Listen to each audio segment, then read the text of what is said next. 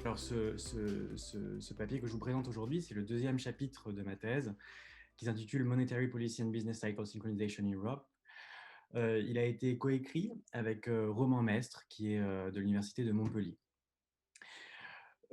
Cette présentation suivra l'ordre du papier. Donc, il y aura une introduction qui fera aussi une revue de la littérature. Je reverrai par la suite les données et la méthodologie employée et je présenterai les résultats, avec une conclusion à la fin. Alors, ce papier, il est né de l'idée qu'il pouvait y avoir un lien entre la politique monétaire et la synchronisation des cycles. Alors, dans le contexte actuel, la pandémie que l'on vit interroge sur beaucoup des instances que l'on a déjà et beaucoup de recommandations et d'initiatives pour les politiques publiques, y compris économiques, ont émergé avec la crise du Covid. Ces effets sont bien sûr très, très hétérogènes sur l'économie européenne et dépendent notamment des structures reproductives de chaque pays.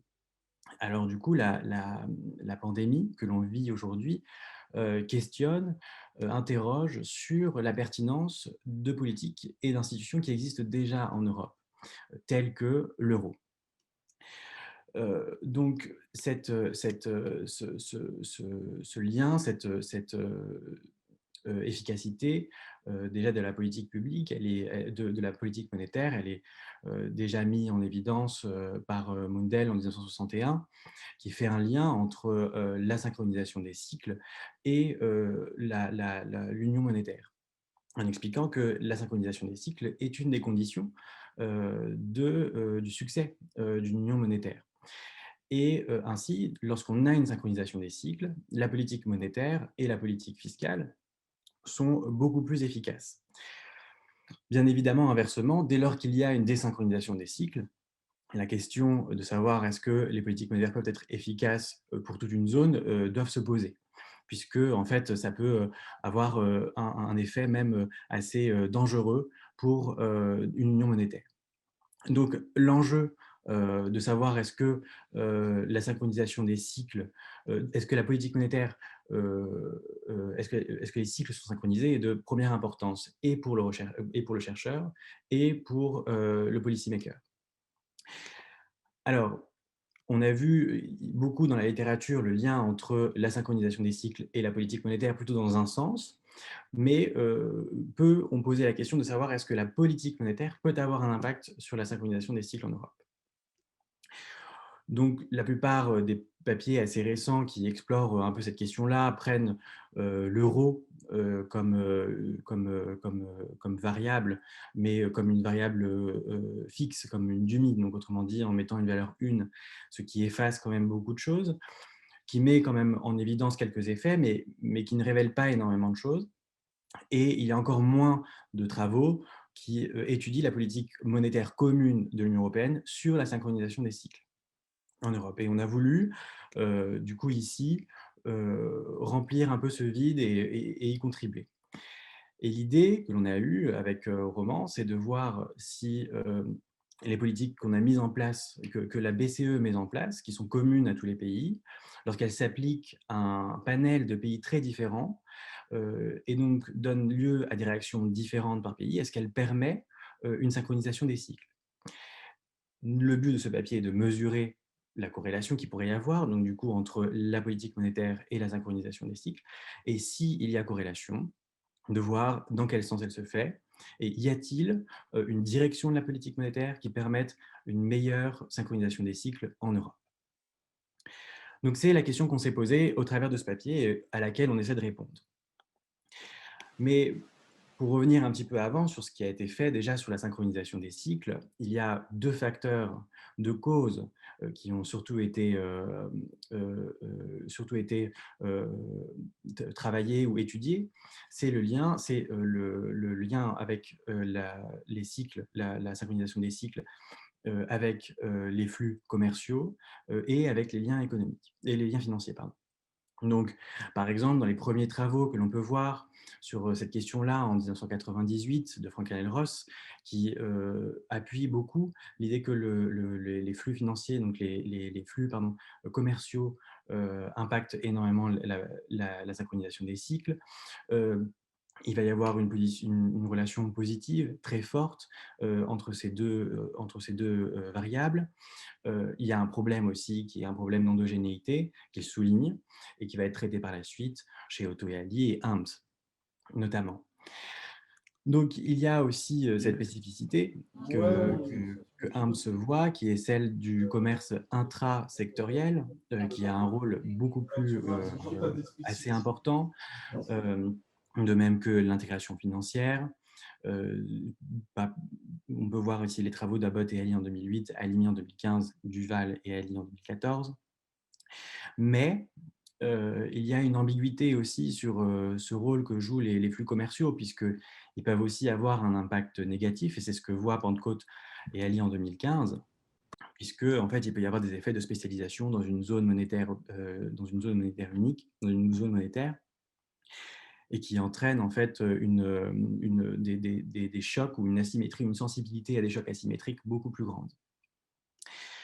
Le deuxième point, comme je l'ai dit au début, qui est assez important, c'est l'aspect financier, les liens financiers. Euh, c'est vu aussi par Otto Halley en 2001 et Helms aussi en 2004. Il y a grosso modo une relation plutôt positive entre l'intégration financière et la synchronisation des cycles économiques.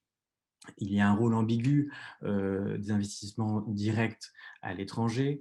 Alors, certains papiers comme Atonakakis et Tondel et Johansen et Stomack en 2014, ils trouvent une relation positive via en fait les flux commerciaux, mais Garcia Hero et Ruiz, par exemple, trouvent une relation, elle, négative, et ils expliquent ça par du coup la volonté des investisseurs d'investir dans des économies plutôt décorrélées, et donc du coup avec des cycles, avec une désynchronisation des cycles assez importante.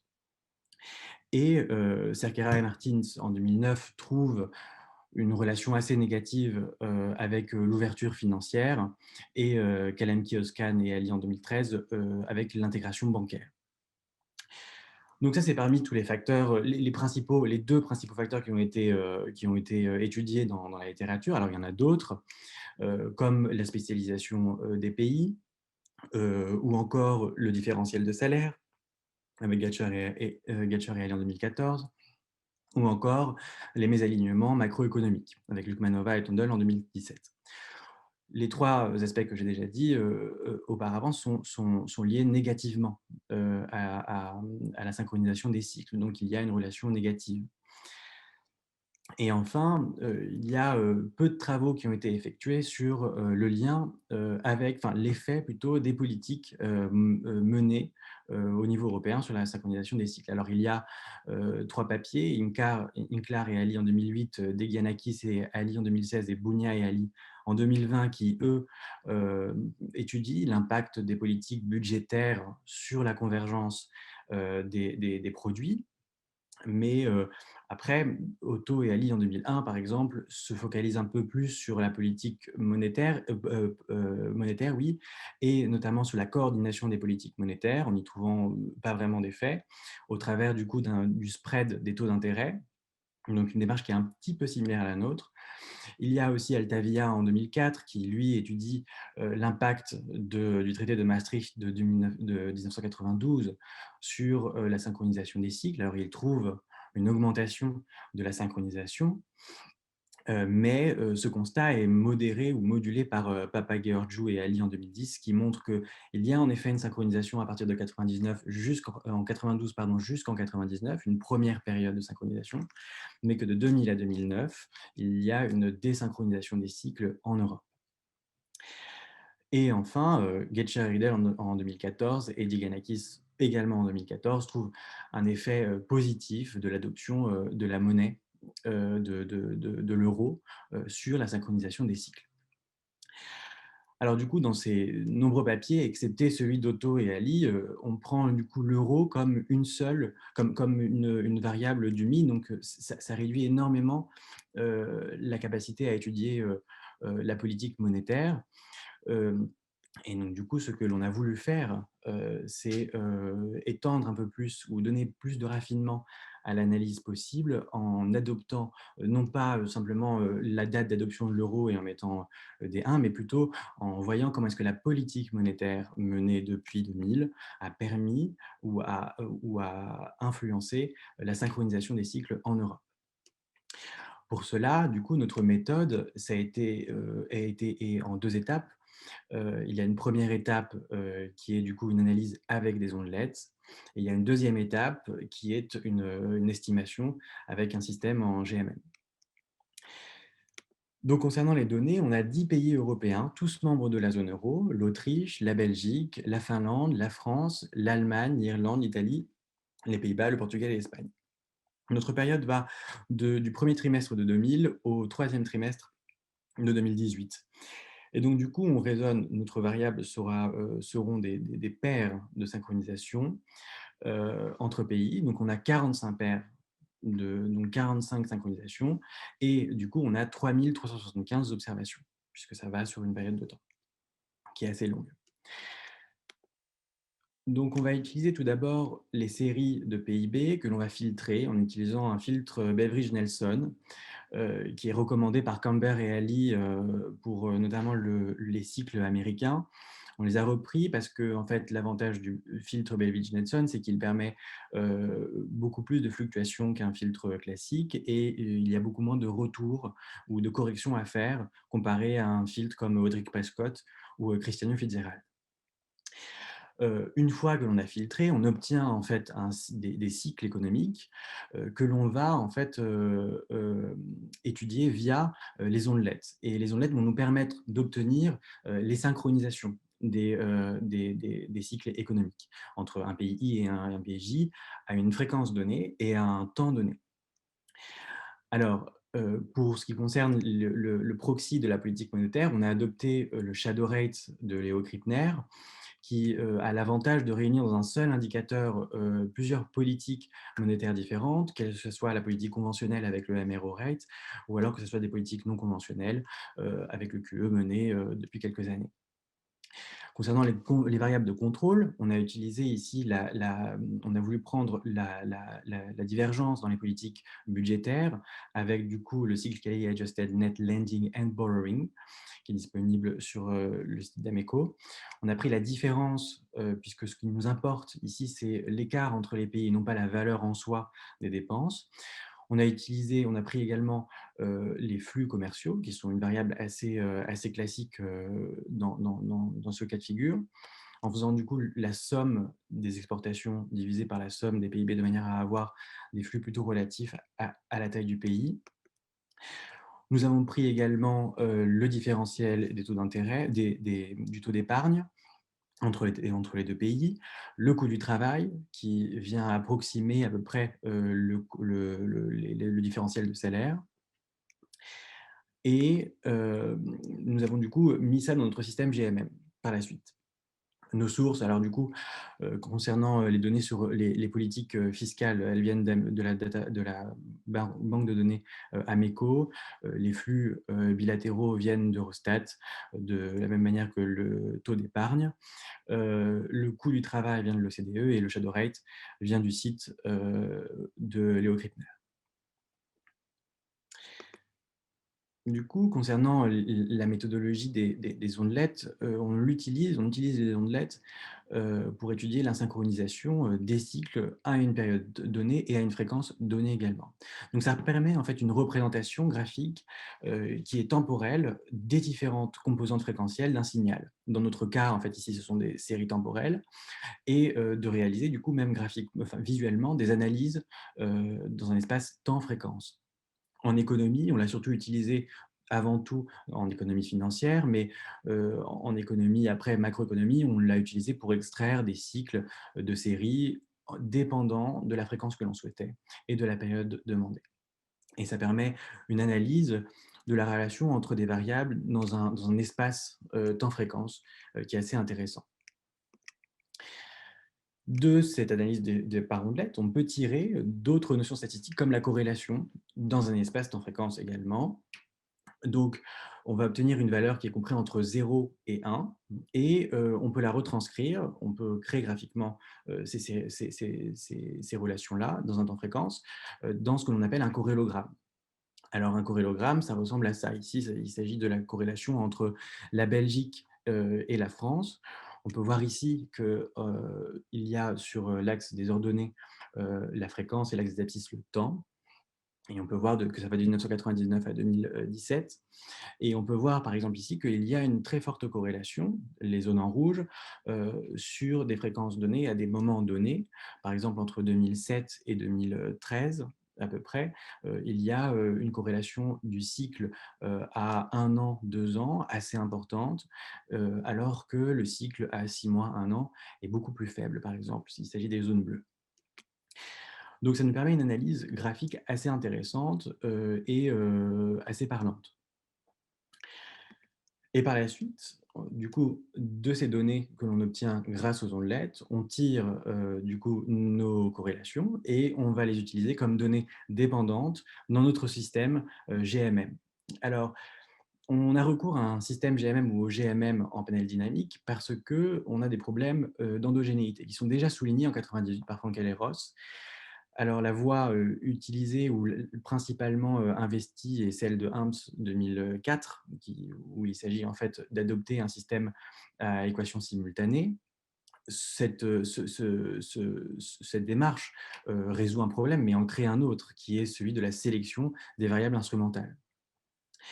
Et on a préféré du coup adopter la stratégie de Cerqueira et Martins 2009 et Bougnani-Ali 2020, qui eux font appel ou font recours à un système GMM en panel dynamique, parce que dans un système panel dynamique, les variables instrumentales sont les variables retardées, en différence dès lors que notre modèle est en niveau. Et donc du coup, la pertinence de l'instrument ne se pose pas vraiment. On peut se contrôler assez facilement, et c'est ce que nous avons fait ici.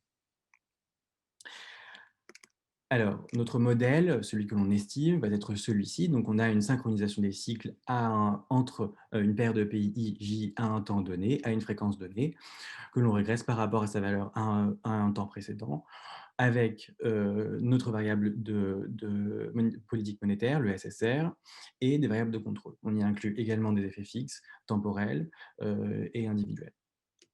Et nous avons un terme d'erreur. Concernant du coup, nous avons aussi, pardon, fait une sorte de contrôle ou de robustesse en prenant en compte un possible effet de niveau du SSR, autrement dit entre le moment où il est, supérieur à 0 et le moment où il est inférieur à 0, qui sont plutôt, symptomatiques, qui sont plutôt représentatifs de 2 politiques différentes, en incluant des variables d'interaction ISSR+, ISSR-, qui représentent, qui prennent les valeurs de 1, ISSR- lorsque le SSR est négatif et sinon 0, et le SSR+ reprend les valeurs de 1 dès lors que le SSR est supérieur à 0. Concernant du coup les résultats, alors je prends un exemple ici, c'est les corrélations, les corrélogrammes du cycle belge avec les autres pays, les autres cycles de notre échantillon. Ce que l'on peut voir ici, c'est qu'il y a des pays avec lesquels la Belgique est très très corrélée. Les cycles belges sont très très corrélés, notamment l'Autriche, la Finlande, la France, l'Allemagne, les Pays-Bas et l'Italie. Il y a du coup 3 pays qui ressortent comme n'étant pas vraiment corrélés avec la Belgique, par exemple, qui sont le Portugal, l'Espagne et l'Irlande. Donc déjà, rien qu'en voyant ça, on voit que se forme une sorte de petit... on a l'intuition qu'il y a un cœur, qu'il y a un cœur qu'il y a un cycle principal ou un cycle européen, un premier cycle européen qui rassemble des pays du Nord, et que les pays comme le Portugal, l'Espagne et l'Irlande sont plutôt en retrait ou alors répondent à à un autre cycle. D'ailleurs, le cycle irlandais interpelle, puisque en fait, l'Irlande ou les cycles irlandais sont très très peu corrélés avec ceux des voisins européens. Comme vous pouvez voir, j'ai pris différents corrélogrammes de l'Irlande avec différents pays. Et là, on voit très bien que non seulement le cycle irlandais est très très peu corrélé à différentes fréquences, mais qu'il tend même à certaines fréquences à totalement disparaître. Donc, la question que l'on peut se poser est: est-ce que l'Irlande est un pays fait pour appartenir à l'Union européenne? C'est une première question. À l'euro, à la zone euro. Et ensuite, J'ai pris ici, par exemple, le cycle d'un gros pays européen qui est considéré parfois avec la France comme le moteur un petit peu ou le pays de référence, l'Allemagne. On voit ici, et c'est même, on peut le voir par la présentation graphique, qu'il y a une sorte de très grosse corrélation ou de très gros de cycles communs avec l'Autriche, la Finlande, la France, l'Italie et les Pays-Bas, quelque chose que l'on voit déjà avant dans d'autres papiers. Donc on a un premier cycle qui semble être très important. On voit un pic dans la synchronisation dans les cycles à 1 à 2 ans entre 2007 et 2013, ce qui est assez classique puisque ça correspond à la période de crise. Donc on a une diminution du PIB ou du produit dans tous ces pays-là au même moment, donc il y a une synchronisation assez forte. Mais cette synchronisation s'est faite sur une fréquence de 1 an et en dessous, il y a beaucoup moins de corrélation. Et on a l'Espagne, le Portugal et l'Irlande qui sont encore une fois, mais surtout le Portugal et l'Espagne qui sont assez intéressants aussi ici. C'est des pays qui semblent avoir un cycle qui n'est pas coordonné avec ceux des pays européens voisins.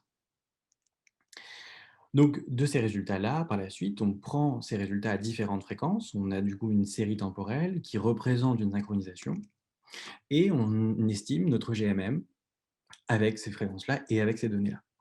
Ce que l'on peut voir déjà, c'est que à très court terme, le SSR n'est pas corrélé ou ne semble pas expliquer la synchronisation à très court terme, donc c'est-à-dire à 6 mois. Mais d'autres variables semblent le faire, comme le coût du travail, donc autrement dit les différences de salaire, ou encore les différences d'épargne, ce qui, est, qui joue un rôle négatif aussi. Donc, plus le différentiel d'épargne est important, plus les cycles semblent désynchronisés. De la même manière, pour la même interprétation pour le coût du travail. Mais dès lors que l'on s'intéresse à quelque chose d'un peu plus long, d'un peu plus long terme, par exemple sur 6 ans, donc 6 ans, donc c'est l'extrême, celui qu'on a pris, on voit que le SSR joue négativement et de manière significative, avec un moins 0,00725. Donc, dans notre cas, par exemple, on peut dire qu'à 6 ans, le SSR, donc la politique monétaire, dès lors que les taux sont bas et que d'autres politiques non conventionnelles sont adoptées, semble jouer négativement sur la synchronisation des cycles. Plus les taux sont bas, plus la synchronisation semble meilleure. Et plus les taux sont hauts, plus la synchronisation semble moins bonne. Une autre variable qui joue et qui est intéressante, c'est la différence entre les produits, entre les politiques budgétaires. Ainsi, par exemple, la différence des CALB, qui est du coup les politiques budgétaires adoptées, semble jouer un rôle positif sur la synchronisation des cycles. Autrement dit, plus les cycles sont, plus les politiques monétaires sont différentes, plus la synchronisation des cycles semble meilleure. Donc, on retrouve ici un schéma assez classique qui considère que la politique monétaire s'adapte à tous et indique une direction, et les politiques budgétaires viennent corriger dans la zone les petits différentiels entre les pays. Concernant les tests, on peut le voir, du coup, le test de Sargan est plutôt bon et les tests d'Arellano-Bond aussi, donc semble indiquer que notre modèle est plutôt pertinent. Et par la suite, on a repris ces données-là en y incluant cette fois notre division entre un taux SSR négatif et un taux positif du shadow rate. Ce que l'on voit, c'est que le taux négatif en courte période, donc 6 mois, joue un rôle positif, significatif, alors qu'en période, lorsque le SSR est positif, il ne semble pas le faire. Et on retrouve la relation qu'on retrouvait aussi à long terme, donc à 6 ans, avec un moins 0,0146. Donc la relation est une relation négative. Donc plus le taux est négatif, plus la synchronisation est importante. On retrouve également la relation du coût du travail qui semble évoluer.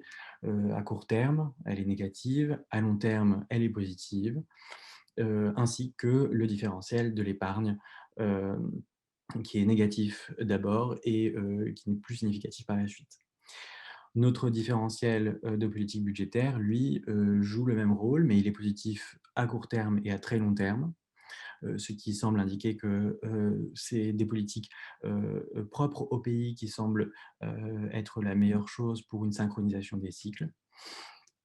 Et ce qui nous étonne, que ce soit dans le premier ou dans le deuxième tableau que l'on a présenté, c'est que la somme des flux bilatéraux ne semble pas jouer de rôle, ne semble pas avoir d'impact. Donc avec des coefficients assez faibles et pas significatifs, ce qui nous interpelle un petit peu. Donc, par la suite, on peut voir que les tests sont assez bons aussi dans le deuxième cas.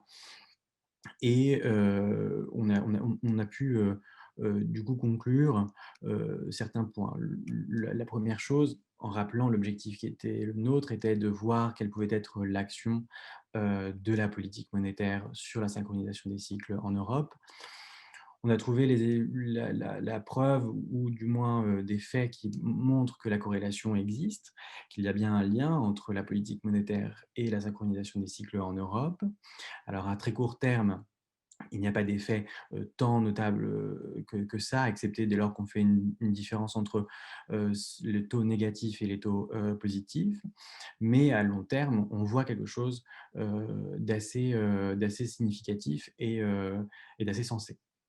D'autres variables jouent un rôle aussi intéressant. Il s'agit du proxy de la politique budgétaire, qui a un impact positif et qui semble indiquer que les politiques budgétaires doivent être propres au pays et ne doivent pas forcément être toutes similaires.